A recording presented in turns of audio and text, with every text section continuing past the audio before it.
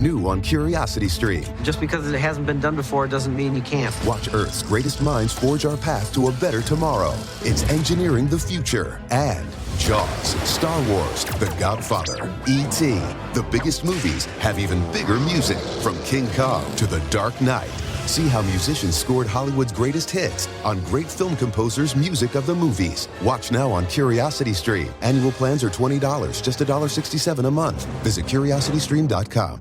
This podcast is brought to you by the Washington State Department of Health. When we think about the COVID-19 vaccine hesitancy in the Black community, let's remember, it didn't happen by chance. It's justified in history. But the will to change the narrative is strong today, and our people are lending their voices to the conversation. We're sharing our stories and the reasons that made us choose the vaccine so we can lead the way for others to make a well-informed choice too. To hear our stories, visit hereforuswa.org.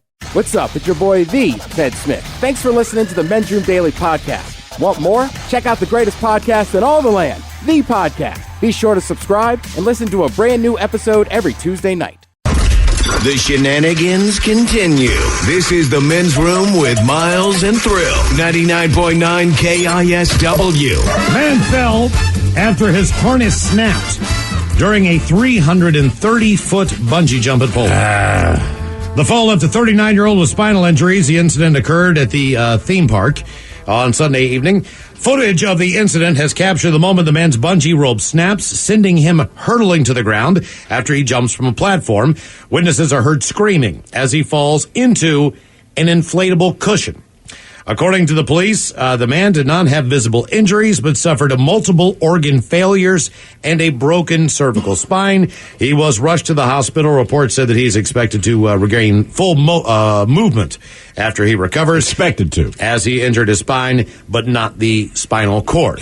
Our question, why did you fall? How far did you fall? And what broke your fall? 206-421-ROCK. Got a couple of quick comments here. First, regarding the name Bertha. So is there a name that is more associated with being fat or excessively large than the name Bertha? And there's not. Someone here says, Big Bertha diet, to what you're saying, Miles. You start at 95 pounds and you reach your goal at 500.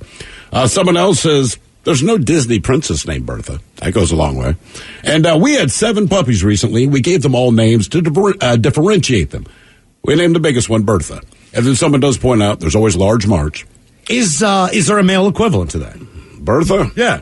In other words, is there a guy's name where as soon as you hear it, you have the same thought? Like, this is a big dude. Tom Welch. Okay. All right. Why did you fall? How far did you fall? And what broke your fall? 206-421-ROCK. Rest in peace, Tom. Oh, Jesus Christ. He's dead. Well, the name came out before I remembered that he died. That's why I looked at it. I was like, whoa. Man, Zach. You know what, Miles, you're right, though. Like, there's no male. I don't know why. Every time I hear the term Bertha, you put a big in front of it. Look, I got a 4-foot crowbar. It's named Big Bertha. Yeah, is there... I just don't know. Plenty of fat dudes. Well, there's tons of fat dudes. Plenty of names out there, but I just can't think of a male equivalent to Bertha. To Big Bertha. Yeah, there's nothing. Yeah. Right? Mike, you got one? Maybe? Only one I can think of is Bubba. Bubba? Okay. Yeah, but Bubba might be big, like stupid, big, strong, country strong. He's not necessarily fat. Bubba might be the closest one. Yeah, but Bubba's big. Bubba's going to kick your ass. Like, that's what I picture of Bubba. He's a country, might be fat, but that's not a name, that's a nickname. Bubba, he's just a big dude. Probably not the brightest cat. Yeah, I have a buddy, his nickname is Country. He is a large man. That's maybe, but again, that's a nickname. But yeah, if your name is Country, kind of like that guy who played for Oklahoma State, maybe. Big Country. Again, it's a nickname. I just assume that he's there was refrigerator. There's a guy named Snacks. We know what that means. The guy's name is Snacks? Snacks. It's a nickname. We know what that means. You're not telling me. A couple of names. They say, what about Frank? I don't feel it. Albert. I mean, there was Fat Albert. Albert? But I don't know that I would saying Albert. And then someone else says, just as far as nicknames go, if a man's nickname is Tiny, he is going to be big. That's it. Yep. And then a couple on today's question. Yeah, I mean, that was my nickname when I was over 300. Exactly.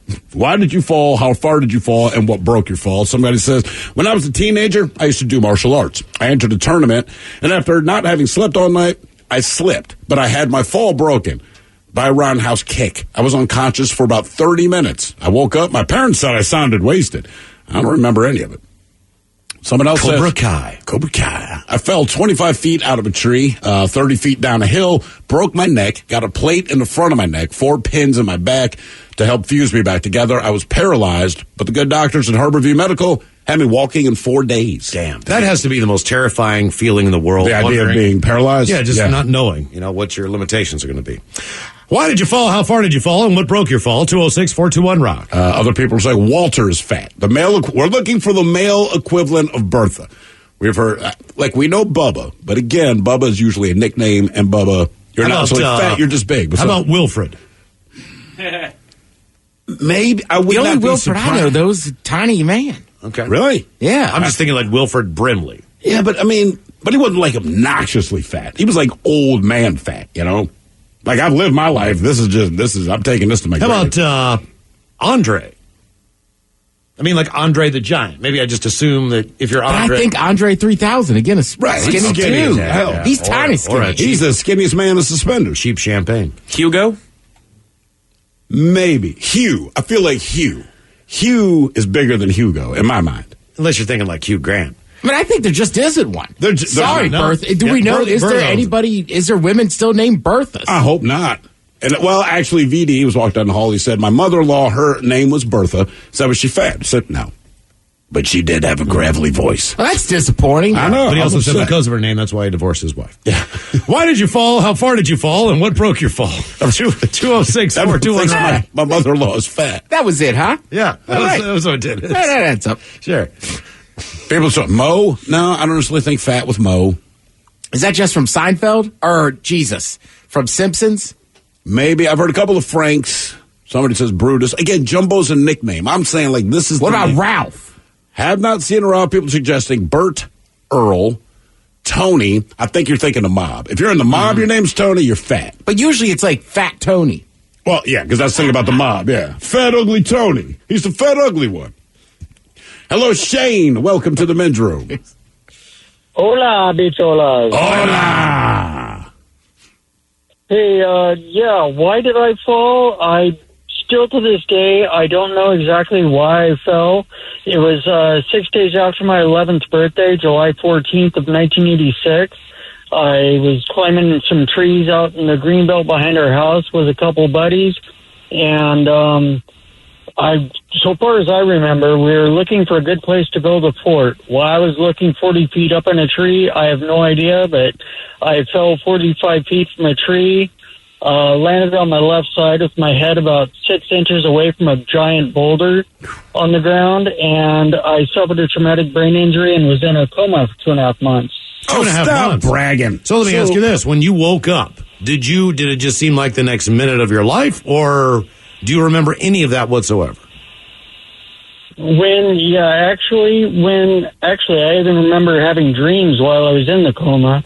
I was dreaming of being at home eating spaghetti and French bread, which was my favorite meal at the time. It probably still is. And probably still is, although I haven't had it in a little while. But I woke up at Orchard Park Nursing Home in Tacoma, and because the hospital, they didn't know, there was nothing more they could do for me, so my parents put me in the rehab facility and, seeing if, hopefully I'd wake up. And I woke up and I knew my name, knew all the facts of my life and everything. I just didn't know where I was or how I got there, and the nurse filled me in. Okay, and of course I couldn't really speak much at the time because I had a trach in my throat. Yeah. When you wake up like that, what's the first thought in your brain? Like, where am I? Thirsty, where am I? Yeah. Yeah, it's basically the first thought I remember having was, where the heck am I?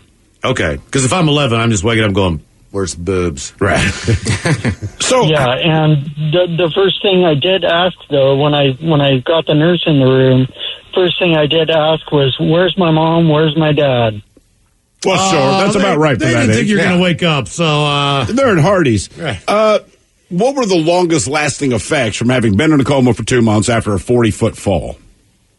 The longest lasting effect I still have today, and I have a limp on my left side when I walk because the entire time I was in the coma, my left side is paralyzed. Oh, damn. How long was rehab for you? Rehab was, it was about, I want to say 2 years, could have been 2.5. All right. Any kind of thing that you had to do as far as with your brain? You know, did you need to relearn anything, or did anything not come to you as easily as it did? I mean, I understand the idea of physical rehabilitation, but was there any other things?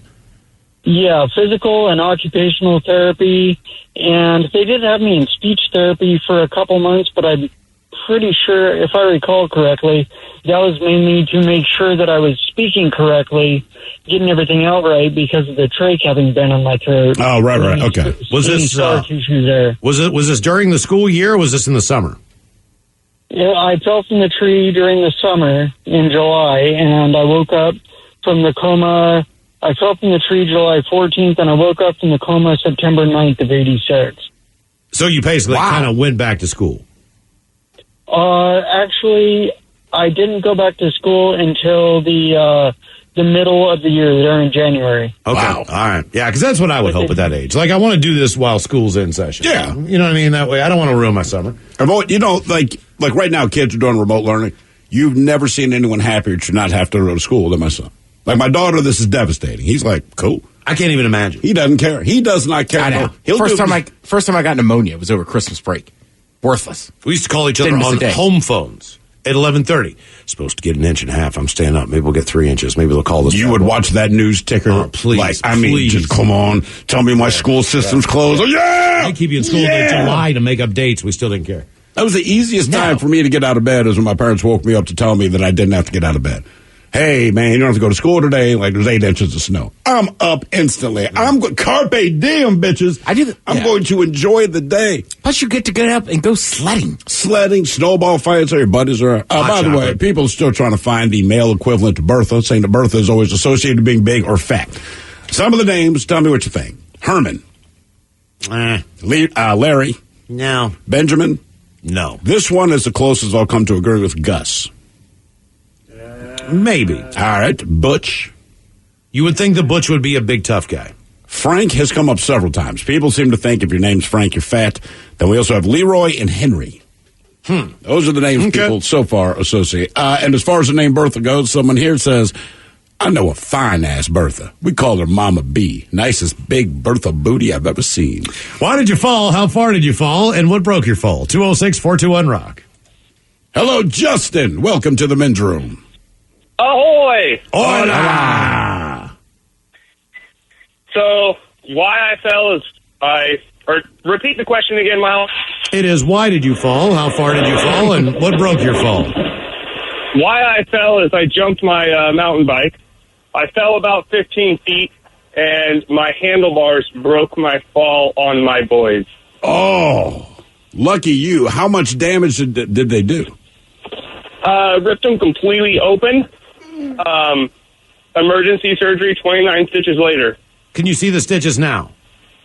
It's pretty healed up. This was back on July 1st. Because that's already... of this year? Oh, yeah. So this just happened a couple of months ago? Yeah. So you were old enough to understand the importance of your satchel being ripped open? Yeah, I was 34 years old. How terrified are you? Because, look, I mean, they could say maybe you can walk again, maybe we have to amputate your finger, all right. But something goes wrong with your testicles, like the fear becomes palpable. So, like, what's going through your head when they say, hey, you ripped your testicles open? Well, I mean, when it first happened, I looked down, my shorts are shredded. I had 1.5 miles to still ride my bike out. Then went to the emergency room, and that's the first time I really, really looked down. I was like, oh, this is not good. Did you, were you trail riding and made a wrong turn, or did you really think that you could clear something, or did you think that you could stick a 15-foot jump? I thought I could stick a 15-foot jump. How many feet do you think you went?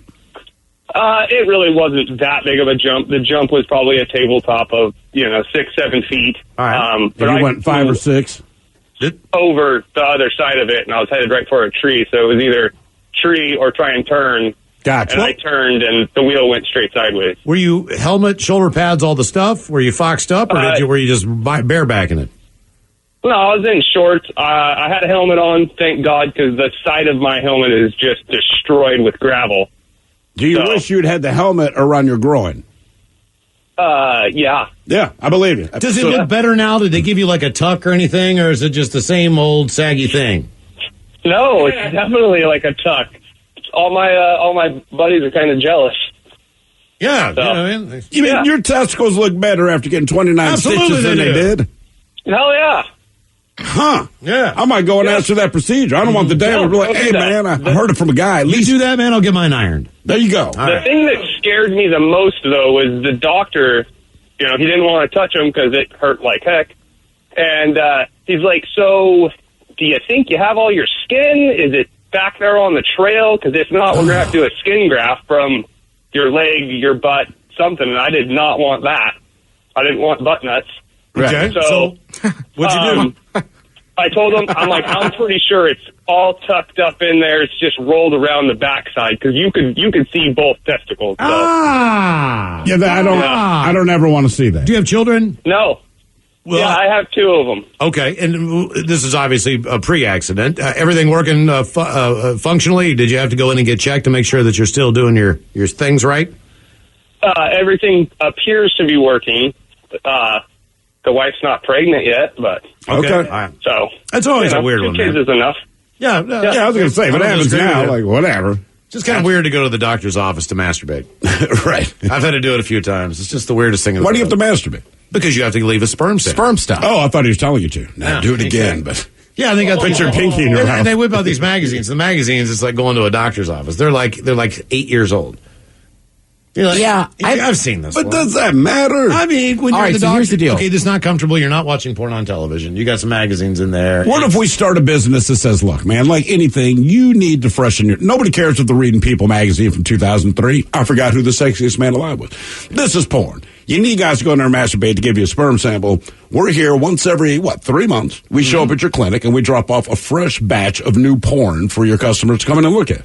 I think that would be a fine thing. It's just weird, too. Like, even right now, if you were like, hey, go to the bathroom and knock one out, be like, all right. It's just weird to go into an office, they shut the doors. I have another friend that went through this a lot, and he was like, the other problem, I go, well, what about a movie on your phone? He's like, the Wi-Fi sucks. Yeah. Oh, you got to improve your Wi-Fi. Come on. But Ted's right. Look, if something were to spring up and all of a sudden, next thing you know, you're having sex, that's one thing that's great. But this is not that. You know tomorrow at 2:00, you got to show up at this place. And it's a very sterile environment. You know what I mean? It's not soft lights. It's fluorescent lights. And you're in an office. So it's basically like you're in an office. I mean, I don't know about you and what kind of job you have, but, I never thought, man, I was going to knock one out right here at work. Oh, I've thought that a million times. But that's kind of how it feels. And then... you like Rose said, you got to make sure you hit that jar and you seal it up and then you put it through a door and then there's some woman over there like, thank you. And she's also the one that brings you in. And here's another thing, okay? And I got to be honest with you, right? Let's say your appointment's at 1:00. All right. Let's just suppose that the woman who checked you in is fairly attractive. Sure. You go in there at 1:00, all right? What time do you think that you should walk out of that office?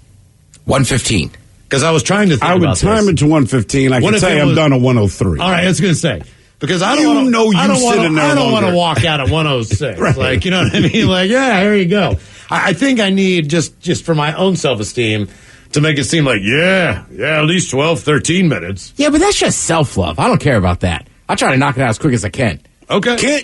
Why can't you just do this at home and take it to the doctor? Why do you physically have to go to the office? I think it's the length of time between getting that sample and whatever they need to do with it. They got to freeze it or something quickly. Something's got to happen. I thought you had a couple of hours at least. No. Really? No, you've got a half an hour. Jeez, man. What, from the time, you got a half an hour. Don't they maybe give you like a dry ice kind of thing you put it in? Like, look, I knocked it out at home because it's better. It is easier. It's not as weird. And I put it in this dry ice pack and here you go. And can you go just to go?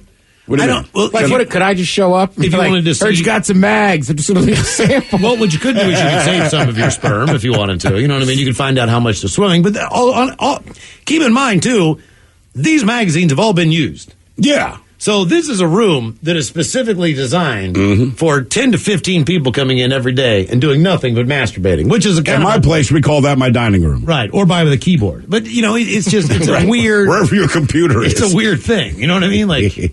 Because the guy's in the lobby, he's waiting for you, too. That's why, I don't want to make this guy wait too long. 15 minutes.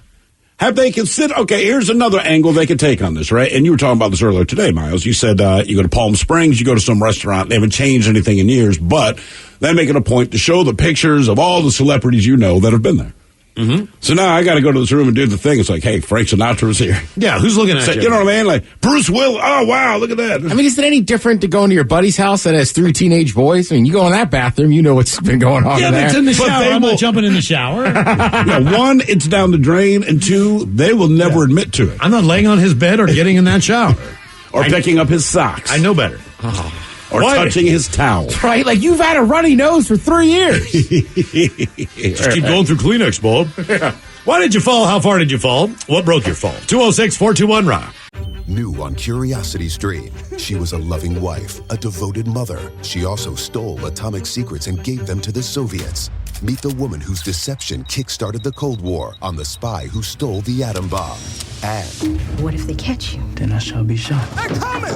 Come back! relive history's most death-defying escapes. It's Impossible Escapes, Civil War. Watch now on Curiosity Stream. Annual plans are $20, just $1.67 a month. Visit curiositystream.com. This podcast is brought to you by the Washington State Department of Health. When we think about the COVID-19 vaccine hesitancy in the Black community, let's remember, it didn't happen by chance. It's justified in history. But the will to change the narrative is strong today, and our people are lending their voices to the conversation. We're sharing our stories and the reasons that made us choose the vaccine so we can lead the way for others to make a well-informed choice too. To hear our stories, visit hereforuswa.org. Bro, gnarly. What's up, Taylor? Dude, that nerd in his electric hybrid totally blew the light while texting his yuppie friends. That's so bogus, bro. Are you hurt? Yeah, like I can't move my hips, bro. I think I broke my pelvis, man. Dude, no way. Taylor, you need to drop a dime and talk with the lawyers at the Advocates Law Firm. No way, can't afford that, bro. Your crotch is broken, man, and they don't earn any money unless they win your case. Dude, no way. You get injured, the advocates get results. Contact me today at advocateslaw.com. The men's room is in progress. 99.9 KISW and KISW HD1 Seattle. Ryan Castle joining us from his basement studio dungeon. Once again, we will sit and spin. And in honor of the holidays and food aplenty and a brand new hot sauce from the guys in Motley Crue. 6 different brand new hot sauces. Today, believe it or not, on Sit and Spin, 10 bands renamed by Vince Neil. Huh. Who knew? That's an original idea. I like it. Crazy. We're going to have a great time coming up with Ryan Castle. We'll sit and spin right after emails on our question. Why did you fall? How far did you fall? And what broke your fall? 206-421-ROCK. Hello, Aaron. Welcome to the men's room. Hola, bitchola. Hola. Okay, so the date was August 29th, 1989. It was the Metallica Cult concert. And, I went to that tour. I will say that just real quick about that tour. So I was excited to see both bands. They played at whatever it was called in Washington, D.C. at the time, all right? I had never seen Metallica before. I believe Injustice for All was the album they were touring on.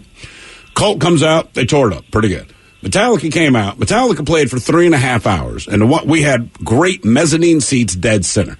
The thing I remember most about this concert is Metallica was younger. They rocked harder than the audience could. Like, for the first 2 hours of the show, you just saw headbanging. That was it.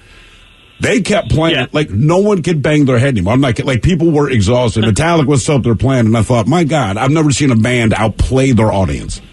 It was amazing. To me, that's always one of the greatest testaments to younger Metallica. That's crazy. Yeah. Please, continue. Yeah, no, fantastic show, and I wish I could have enjoyed it as much as you did. Oh, sorry. Yeah. Oopsie doodle. I think he fell at the show. I mean, it was a horrible show. We're glad you missed it. Yeah, right.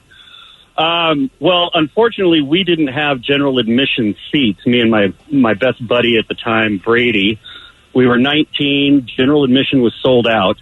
So we had seats right above the entrance. This was at the Coliseum back in the day before it was the Key Arena. And we were right seats 1 and 2 above the 100 level. And so the idea was as soon as the lights went out, we would bail over the side of the railing of the 100 level, jump down below, and then take off into the crowd. And I did, and my buddy figured it was not such a good idea.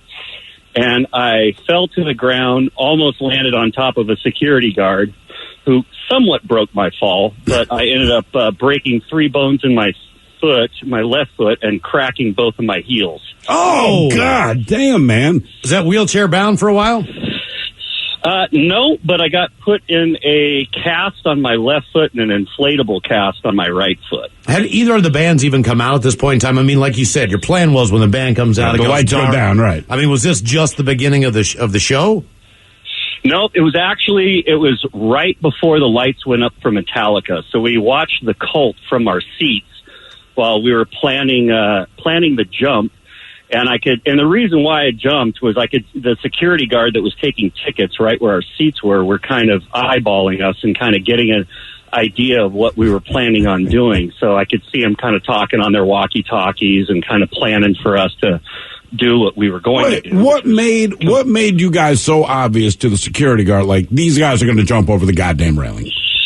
Kind of sizing up the rail and getting up and looking over and kind of judging the steps. I see. You know, not being too obvious. We were 19 and pretty stupid. So, well, Aaron, you missed a hell of a show. 3.5 hours, longest concert I've been to. So was the first item up for bids to get you out of there, or was the first item up for bids for you to get some emergency help?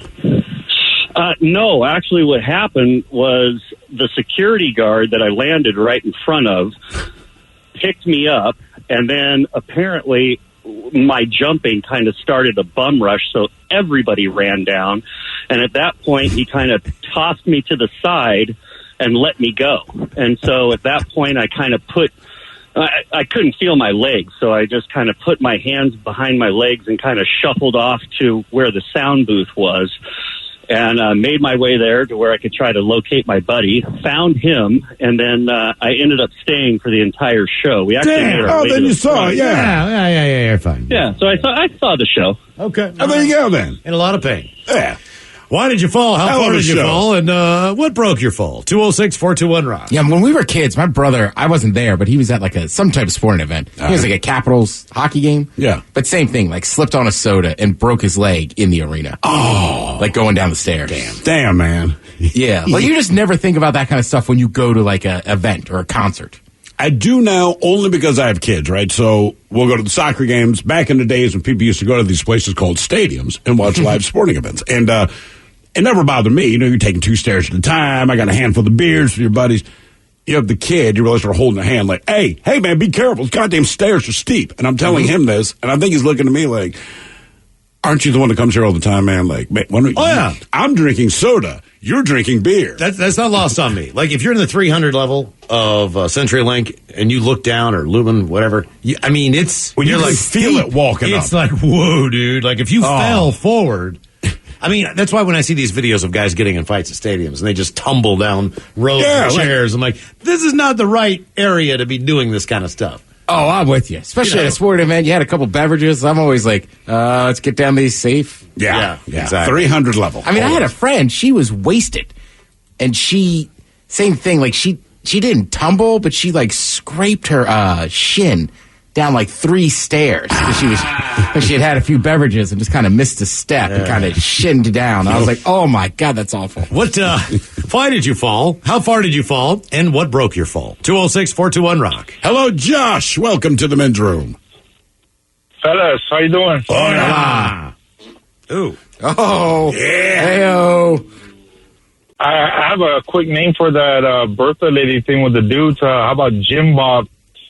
You know, okay. Jim Bob might have some fat. But I feel like Jim Bob again is like a cartoon character. Yeah. I mean, there's maybe 2 that you're going to meet in your life, but they're very handy, but they're very large. Billy Bob, John Paul. I mean, there's a ton of them. Oh, William Robert. Once you put 2 names together like that, yeah. William Robert, yes. So, why did you fall? For my stories, this is back home in Guam. I was basically picking some star fruits and, those metal scalpels painters use. Sure. I was about done. Then my older brother was like, hey, go ahead and jump down and I'll catch you. And what it is I try to jump down. And what it is they got those hinges on the scaffold that basically holds the letter X or whatever frame together. Yeah. My shorts ended up getting caught on that bracket, and I ended up flipping upside down, and I was just hanging there. Both my mom and my older brother was just laughing at me. How high above the ground were you? Maybe I'll say about the scaffolds are about no more than 10 feet tall, maybe 7 feet. Okay, all right. How long were you hanging upside down before anyone lent a hand? So like I said, my mom and my older brother was just laughing at me. So about 10 minutes, they just left Just left you hanging there. All right, good times. Yeah, all right. Hey, Josh, do me a favor. What is the largest city in Guam? I'll say down in Tumambe. It's basically the Las Vegas and the island of Guam. Okay. Again, Guam is a tourism island, so down in Tuman is basically where all the hotels, the nightlife, I would say that's what's back home. Okay. What down in Tumambe? If I wanted to circumvent the island and just drive all the way around it, could I do it in a day? Oh, very much, yes. Okay. And if I'm right, so Guam is what? Is it part of what, the Marianas Islands or whatever?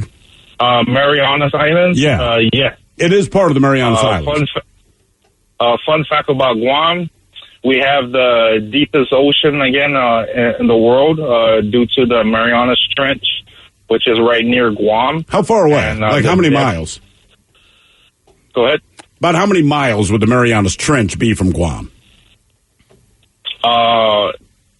To be exact, I'm not too sure, but I know it's not very far. It is really close to the island of Guam. But Guam is taller than Everest. Below sea level, yes. Correct. As far as mountains on Earth, that's one of the tallest mountains. Well, if you take away the water, if you so it's on top. Well, sure. What you see as the top of water would be the equivalent of summiting Everest. Okay, it's taller than that. Correct. And that's basically all that island is. So, I mean, if we, for some reason, lost sea level of 30 feet, you know what I mean, Guam would just be bigger. Yeah, it'd be bigger. See, that's one of those things. It's always misleading. So they talk about the planet Mars. We send all the probes there, and they go like, hey, man, this canyon here is like 5 times bigger than the Grand Canyon. I'm like, because there's no water. If you add water, all of these things get considerably smaller, right? Typically, there's reefs and shelves and areas and ledges, not Guam. You're on top of a mountain. And that's it. It's so straight the hell down. How long ago was it ever all land? What's it? Earth? Guam. Oh, Guam? Well, it depends how far the sea levels have risen or gone down. It could have been, if the sea levels were higher, there was no Guam, right? So they go down, and then there's Guam. If the sea levels go up, then Guam gets smaller. So there could be a Guam out there under the ocean right now. We don't even know about it. Most of Guam is under the ocean. There's a couple of things they found in Europe, near Italy, where all the volcanic stuff is, and we did not realize, but there used to be a city in this exact spot, but just the ocean crept up, and it's been submerged for 2,000 years or whatever the hell. There's a few islands like that in the Chesapeake Bay. But don't they come and go based on Smith Island's about to be swallowed up? Of course, it's Smith Island. Of course, that's the one you know. Smith Island. Smith Island. Yeah. Anytime you see that, what's this? Smith Island. Oh. I'm just worried about him. Yeah. Basically, it is 36,000 feet. So the mountain itself, and it's just, Guam is the peak of the mountain. The tip. All right. Think of it as a giant iceberg, but that thing goes down 36. You sound like me in my bedroom. Just the tip. No. You're just seeing the tip. There's so much there's more to see. It's just hidden. I promise. Right. Just get me excited. It's like laying in a bathtub on my back. Why did you fall? How far did you fall? And what broke your fall? 206-421-ROCK. You're not seeing the whole mountain. It's a giant mountain. It is giant. I call my penis Guam. Hello, Miles. Welcome to the men's room. Hola. Hola. All right, so, I'm a tree climber for a tree service in Port Townsend. All right. And I was about 30 feet up in a tree when the roots had a root rot, and then they gave way and dropped me about another 5 feet on top of my height onto some big granite boulders. So the entire tree went over. You fell with the tree. Yeah. I was on my spurs with a rope and lanyard. Did you ride? Did you ride the direction of the tree fall? In other words, did you try to get the angle in the tree so you were on top of the tree as it fell? I didn't really have time for that.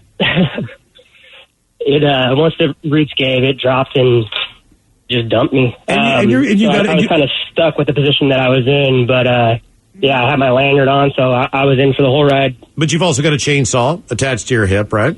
I did not have the chainsaw with me. I was using a handsaw just with the situation I was working in. Do you think that was a better deal for you that you didn't have that chainsaw with you? Oh, 100%. If I had landed on that, because I landed on my handsaw and busted that up, so if I had landed on the chainsaw, it would have been brutal. We would not be speaking right now. Hey, Miles, anyone see you do this? Yeah, two guys. We had a brand new groundie, and then my buddy, who's a fellow climber, he was in a different tree, and they were there when it happened.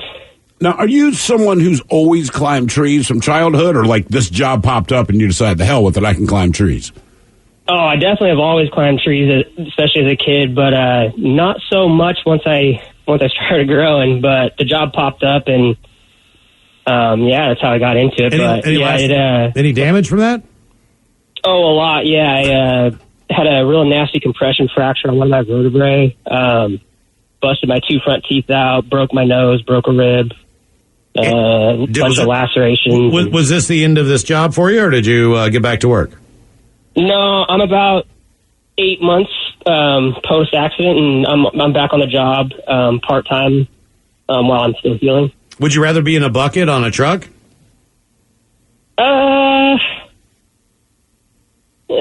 It wouldn't have worked with where we were. I mean, just in general, as far as general contracting jobs are concerned, right. Would you rather just go and trim branches near power lines, or do you want to? Oh no, that's boring. I'd rather climb the tree. Okay, I'd rather be roped in. What's the highest you've climbed in a tree? I'd say I've probably gotten above 100 feet. Have you ever seen a bald eagle nest? In Alaska, I have, not here. You've climbed up where there was a bald eagle nest? No, I've just seen the nests in Alaska. Okay, all right. I was just wondering, is there anything up there other than the obvious birds and stuff? I mean, do you ever run into anything and go like, "What the hell are you doing up here"? A trout once. Like a raccoon way up in and the no raccoons. I've seen some raccoon nests up there, but I haven't actually really run into any wildlife other than the odd spider here and there. Okay, spiders. I'd be curious to see what's in the bald eagle's nest. That's why not like, it's a bald eagle's right. nest. Like, see how many pets' collars are sitting in that goddamn bald eagle's nest. I just want to go in a bucket. Really? Every time I see those things, man, I'm like, that looks cool. It does. I've stood in one. It did not get elevated. And as I really kind of consider my situation, I'm like, yeah, I'm cool to not go up there. I don't want to mess with the wires. No. Hell no. I don't know. The other day I was walking through my neighborhood and there was one, the guys, they hadn't hiked it up yet. And I was like, let me just pop in there. You like climb in there with you? Yeah, send me up. Mike's got a story coming up in headlines about a fireworks factory in Russia, right? Mm-hmm. So I don't know what exactly was going on. I think that maybe the fire crews who came in, they brought a bucket with them to try to put the fire out. But there's a guy up there, and he's got a hose, all right? Now, next to this exploding fireworks factory. This entire fireworks factory is going off, and this poor guy is sitting up there on this fire truck in a bucket, and I keep looking at him thinking to myself, this is the worst situation I've ever seen in my life. He's just up there. Everything's blowing up in this building. He's just kind of stuck. Here's the hose. Why did you fall? How far did you fall? And what broke your fall? 206-421-ROCK. I hope he had in earplugs. Yeah, no kidding. Hello, Logan. Welcome to the men's room. Hola. Hola. Hi, my story, I was at work on about a 5-foot retaining wall made of cinder blocks, digging up a property corner, and I lost my balance. And in the process of trying to regain my balance, I put my foot through one of these cinder blocks and still fell backwards to 5 feet, landed on the ground with my leg through the cinder block, and ended up getting a spiral fracture in my tibia. Jesus, man. How long did that? Wasn't very fun. How long did that put you out for? I was out with a full leg cast about 4 or 5 months. 4 or 5 months. How much pain is that? Because a lot of times you'll break a bone, enough adrenaline kicks in that you know something's wrong, but you can deal with it. But I got to think with a spiral fracture, being that you fell backwards, but your leg more or less stayed stationary from the knee down. Is that instant pain? It didn't hurt too bad. Like you're saying, I was in shock with a lot of adrenaline right away. The problem was I was out in the boonies kind of, and I had to ride in the work truck holding my leg in place for about a few miles until we got to a hospital. And every little bump, you could feel it just shifting around in there, which wasn't very fun either. Oh, thank God it wasn't a stick shift. Jeez Louise, man. Yeah. That's ridiculous. God damn. A spiral fracture. What does that exactly mean? So think about what he said, right? So his foot went, picture the cinder block with the 2 big holes on top. His foot goes into one of them, but he still falls backwards. But your leg from the knee down stays in place. So as your body kind of twists. See what you're saying. Yeah, so picture a spiral, right? And that's how your bone broke. Oh, my. Yeah, dude, like I'm saying, there's compound fractures. Oh, my. There's ones that breaks the skin, whatever the case might be, but like that just sounds like the worst way to break a bone. Why did you fall? How far did you fall? What broke your fall? 206-421-ROCK. Hey, you're right. That is disgusting. Yep. Hello, AJ. Welcome to the men's room. How you guys doing? Hola! Hola! Hey, basically, I've broken like 15 bones in my life. This happened to be the shortest distance and literally the fastest hurt I've ever experienced in my life. I was at the Puyallup Fair, and we're going to pick up extra equipment after setting it up. I work for Rowan Event Services. So I'm driving around in this, believe it or not, a boom truck, and it's the smaller one. And it has that little, like, foot-tall lift gate in the back, or, what do you call it? The tailgate in the back. It has the smooth bumper that has, like, the well that goes out of it for where the license plate sits. And so I'm lifting these plates. They're called storm plates. They weigh about 30 to 40 pounds a piece. They hold down, like, the pipes and stuff that we set up, the draping. And I'm lifting them on into the truck, and I grab two of them for no reason, going man style, and I step into that wheel well, and I lift them over that little thing. My feet slip out. I think I fell about 6 to 8 inches on my penis.